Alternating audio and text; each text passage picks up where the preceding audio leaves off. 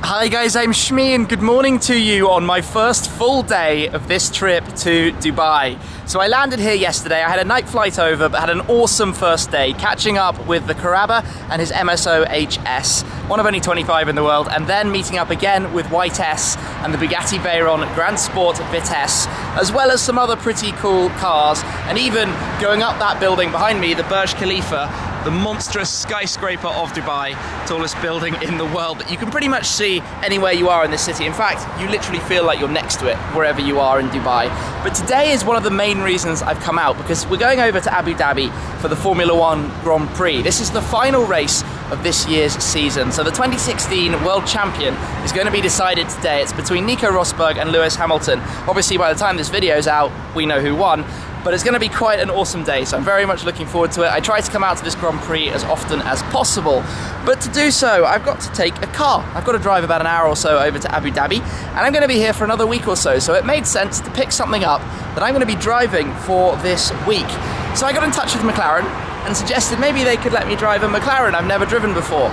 The list isn't very long, you know, an F1 maybe? But no, they came out with another car that I have not yet driven to date, which is the 540C, the entry-level McLaren. And this is going to be really quite interesting because when you think about it, this car starts out in a price point that competes with the R8, the Porsche 911 Turbo S.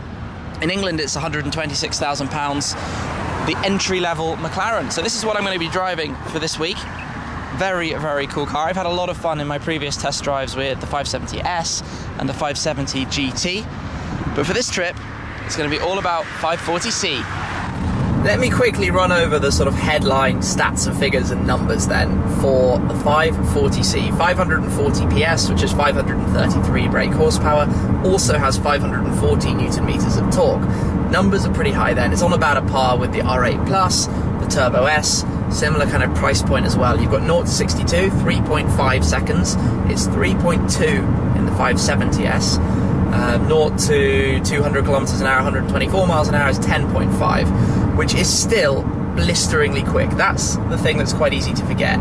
It's got the 3.8 litre twin turbo V8 that we all know and love if you're used to driving McLarens, but the 540C is the softer version of the Sports Series. The suspension is set up a little bit more gently. The steering feel as a result, of course, is slightly less direct.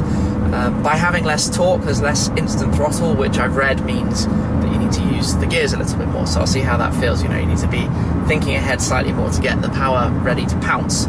But I can tell you, when you want the power, you've got more than enough of it straight away. I mean, 540 horsepower, let's not beat about the bush, is a pretty big, solid, strong number. You've got, I would say, a more muted exhaust tone is definitely noticeable. It's very chilled, but for daily riding and just driving around, this car is not exactly uncomfortable. I have noticed that the speedometer ridiculously overreads, and I'd also heard about that before. When you're going the speed limit here, 120 kilometers an hour, the GPS Waze I have up says I'm going 111. So that's quite a significant difference. It's like 8% or something. Before you ask, the reason Waze is running is just because I like using it for traffic, and I'm driving to Abu Dhabi Grand Prix. There will be a lot of traffic, and built-in systems, as brilliant as they are, and this is a really good system with the integrated Android setup, is not quite as good as your sort of independent Waze can be with live traffic updates. But just pootling around in this car, I already feel like you could completely gel with this and use it 100% as a very, very all-round daily driver. I've popped by the McLaren UAE service centre, and inside are probably the largest number of McLarens I have ever seen in one place outside of Woking itself. The centre is also shared with Bugatti and Bentley, so you've got like 5 Veyrons, 5 P1s, a ton of 675 LTs, but unfortunately that is all rather off limits for the camera, so I can't share it with you. It's not open to the public. You can't come down and have a look or anything, but awesome to see nonetheless. Now, given that we're talking about using this car as a daily kind of car, I wanted to show you some of the sort of convenience features and practical things that make using it a little bit easier and a little bit more daily. So the first one of those is going to be the luggage storage, which you do by opening the front by pressing the button. It pops up, and this is thing number one. There is no clasp. You just lift it up. There is no like catch in there.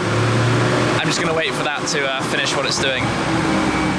Back back where we were then, let me just show you closing this down. You literally shut it, as so, closes down nice and easily, and open it back up. He says, fiddling for the key in his pocket.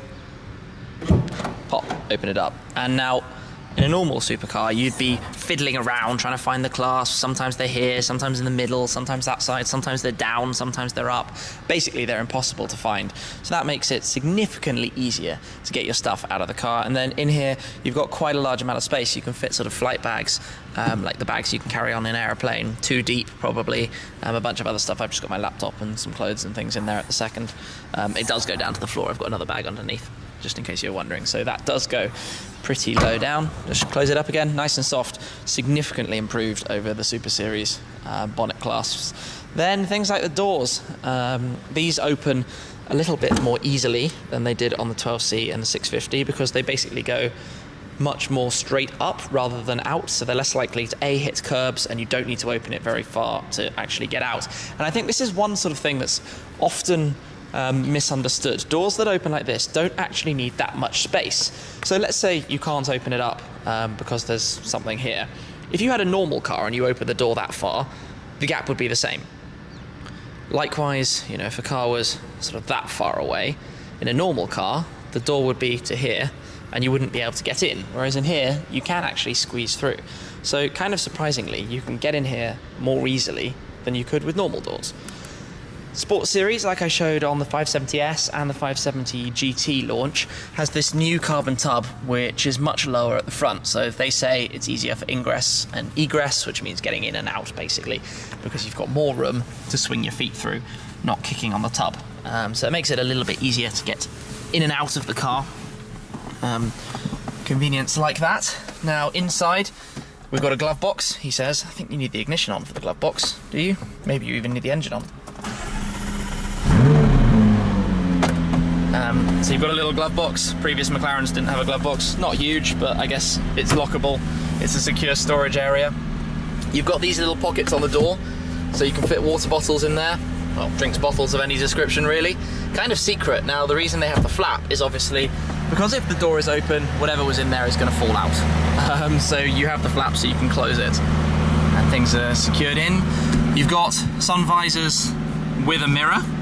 First McLaren to have a mirror on the sun visor. Obviously it adds a tiny bit of weight, but this is about a bit of convenience. Yeah, air conditioning is running like crazy right now.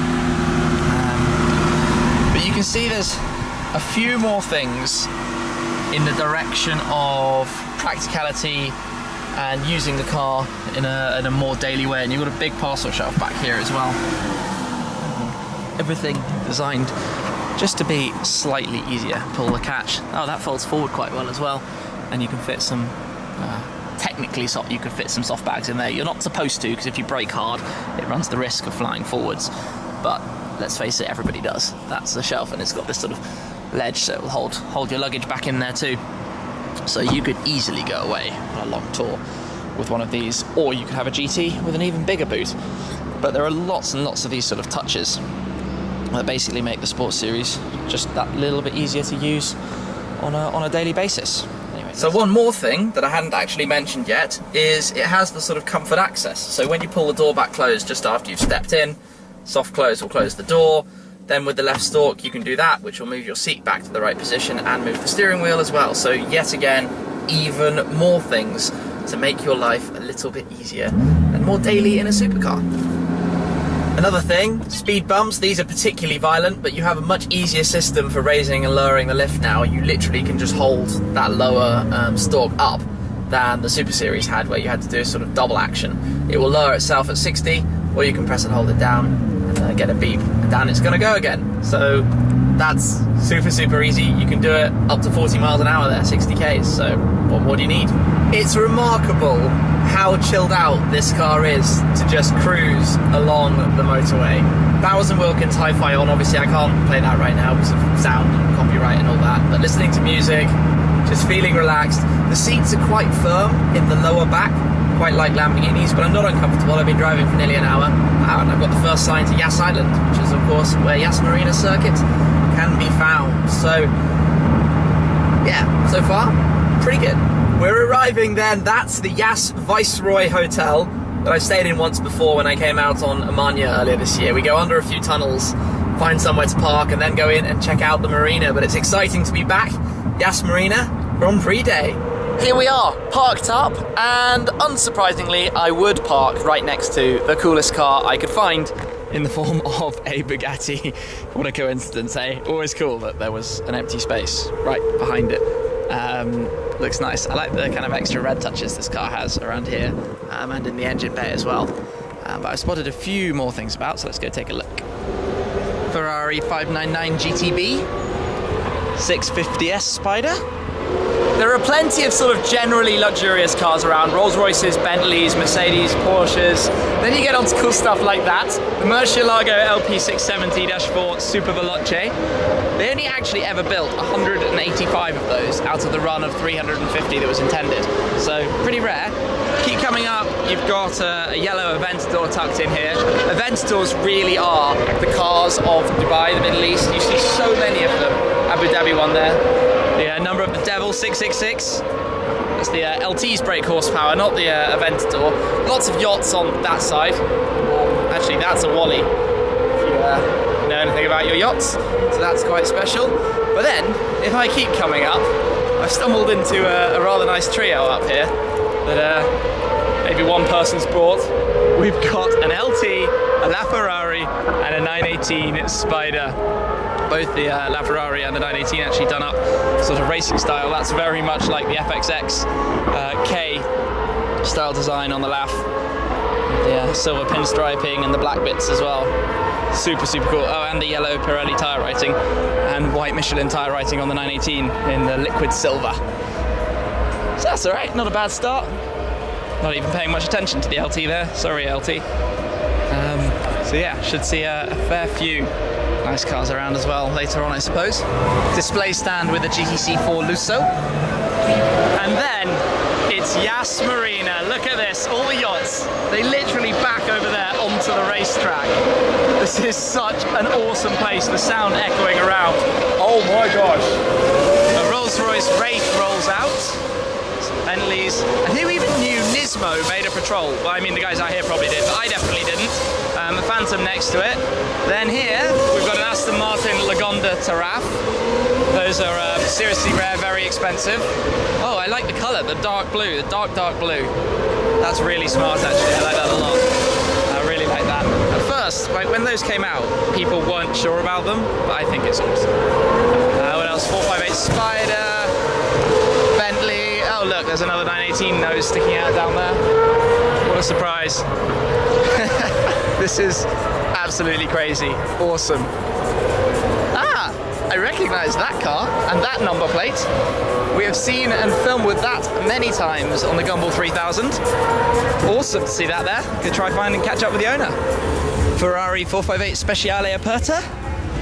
And we have another 918 that's arrived as well. Then here we have the McLaren P1 GTR, the James Hunt special edition version of the car. I've actually just been up in the McLaren Hospitality, which is right here looking out over the track as well. But this is very cool to see out here. The P1 GTR program is of course pretty awesome, but we are now going to go for a little wander because we're going to be heading out to basically where the yachts are to go exploring this way, where I'm going to be watching the race that is due to start quite shortly. These are some big yachts. This one's a bit different. Etihad A380 flyby. That is cool. Look at that. The way they flew over the top there. The party vibe is strong. So, I'm not actually able to film any of the race today, but this is going to be awesome. It's over, new world champion Nico Rosberg, even coming second in the race, has won a new world champion. Boats, the yachts all chiming their horns, lights, the fireworks everywhere.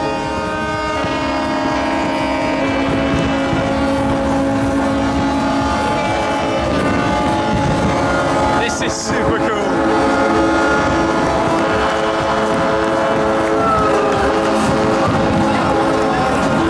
This has been an epic day, from picking up the 540C this morning, driving it over here to Abu Dhabi to watch the Grand Prix.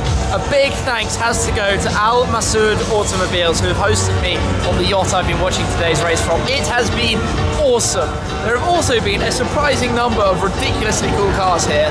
I think my first choice has to go to the dark blue Lagon de Taraf because I love that thing. I think it's grown on me since I first saw one. But I'm going to go now, get the shuttle back to my car, drive back to Dubai and call it a night. Thank you very much for watching. There's a lot more from me to come while I'm here in Dubai and Abu Dhabi. A lot more, trust me, especially after some of the things we've been planning today. Thanks for watching, guys. I'll catch up with you again very soon. Cheers.